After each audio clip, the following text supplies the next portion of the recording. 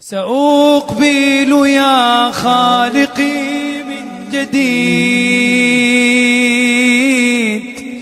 كما أنت مني إلهي تريد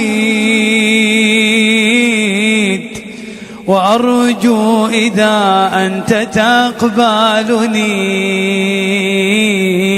جنان الخلود ومنك المزيد جنان الخلود ومنك المزيد سأقبل يا خالقي من جديد كما أنت مني إلهي تريد وأرجو إذا أنت تقبلني جنان الخلود ومنك المزيد جنان الخلود ومنك المزيد عصيتك ربي فأمهلتني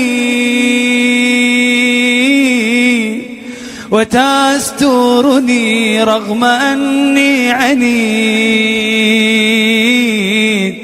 لأنك ربي غفور ودود رحيم بكل الورى والعبيد رحيم بكل الورى والعبيد أتيتك يا خالقي باكيا ودمع الأسى كل حين يزيد فقد قلت في الآي لا تقنطوا وإن تعف عني فذا يوم عيد وإن تعف عني فذا يوم عيد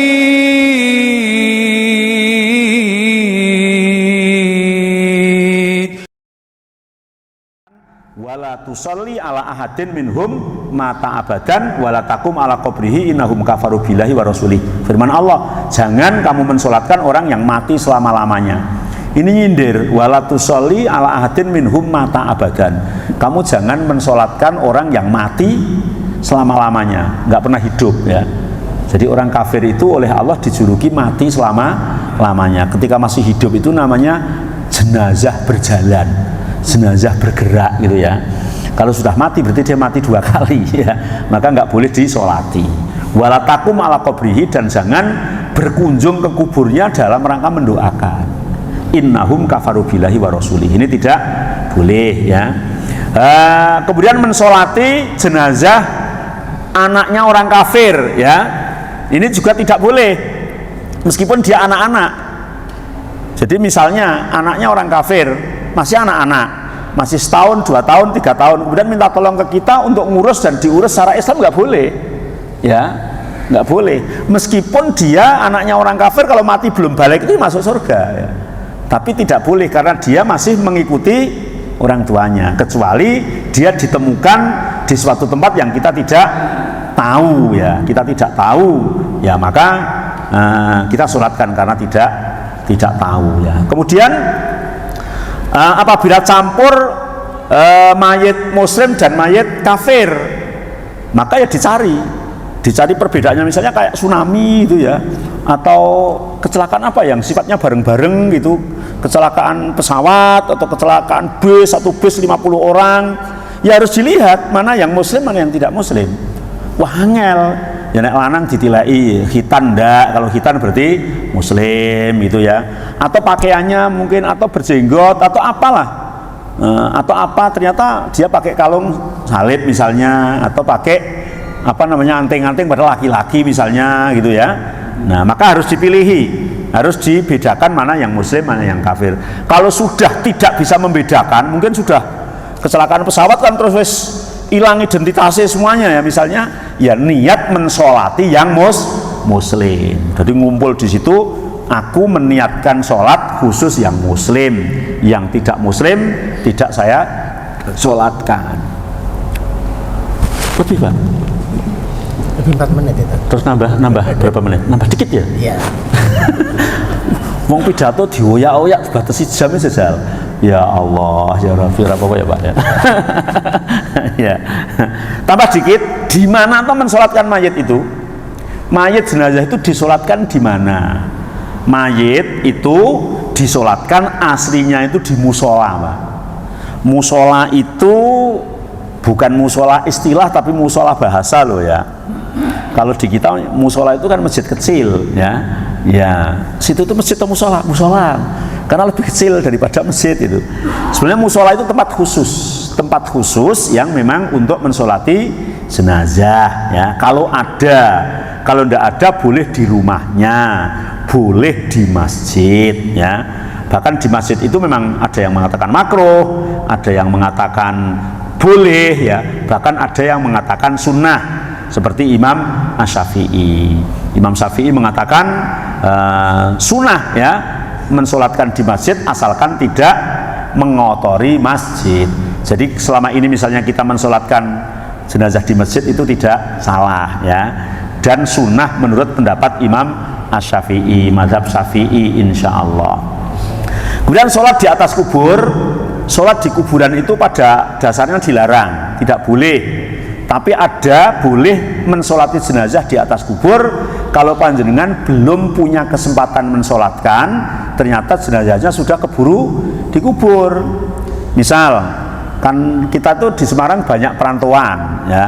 Misalnya jenengan yang rumahnya Sragen misalnya dikabari ibunya meninggal. Wah, cepet-cepet ke sana, ternyata jalannya macet, ini itu ditunggu sana, ternyata sampai sana sudah dikubur. Maka jenengan boleh datang ke kuburan mensolatkan di kuburnya. Nabi pernah mensolatkan namanya sauda ya. Sauda itu ada yang memberi makna orang hitam gitu, orang yang menjadi marbot masjid. Ini juga kabar gembira bagi marbot masjid ini. Marbot masjid sebagian riwayat mengatakan laki-laki, sebagian riwayat mengatakan perempuan. Ternyata meninggal, dan meninggal Nabi pas tindak, Nabi pas pergi maka dimandikan, dikafani, disolati, dikuburkan gitu aja, nggak bilang sama Nabi. Ketika Nabi datang tanya, sauda kemana gitu, meninggal ya Rasulullah, kok nggak kabari aku? Halah marbot saja nggak perlu ngabari jenengan sibuk kan itu toh. Iya, ternyata Nabi agak setengah marah. Ayo di mana, tunjukkan aku kuburnya. Kemudian ditunjukkan kuburnya dan Nabi mensolatkan sauda di atas kubur. Ya Allah, ternyata marbot masjid itu nilainya istimewa sampai dikejar Nabi disolati di atas kuburnya. Di samping menjadi dalil boleh mensolati di atas kubur kalau memang kita telat tidak bisa mensolatkan. Ya, sampai di sini sudah lebih 7 menit. Sebenarnya banyak yang akan saya sampaikan, mungkin di kesempatan yang lain mungkin sudah dipetik ilmunya dan apa yang sudah kita lakukan semoga tidak salah.